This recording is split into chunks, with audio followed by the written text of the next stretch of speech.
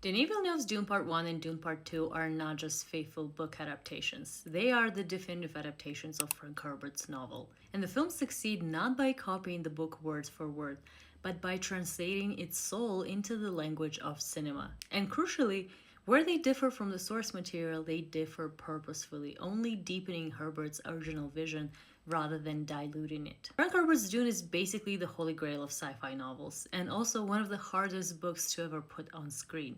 And the thing is, the story doesn't really live in what happens.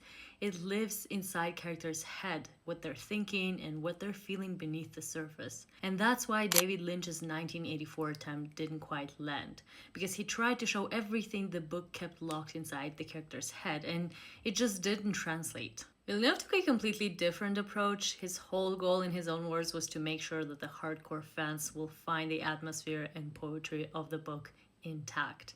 So instead of drowning the film in voiceover to explain Paul's inner world, he let the filmmaking do the talking with those tight, intimate close-ups, Hans Zimmer's genius score, and Greg Fraser's cinematography. And probably the most important thing is that Herbert did not write Dune as a straightforward hero's journey. He wrote it as a warning against charismatic leaders, manufactured religion, and the blind fate of the masses.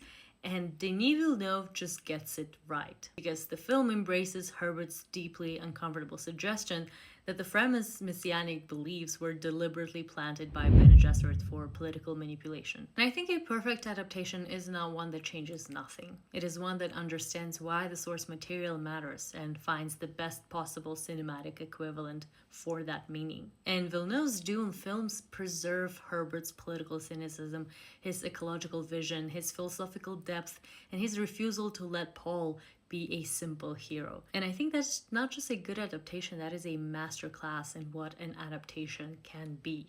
Let me know your thoughts on this. Let's discuss this in the comments.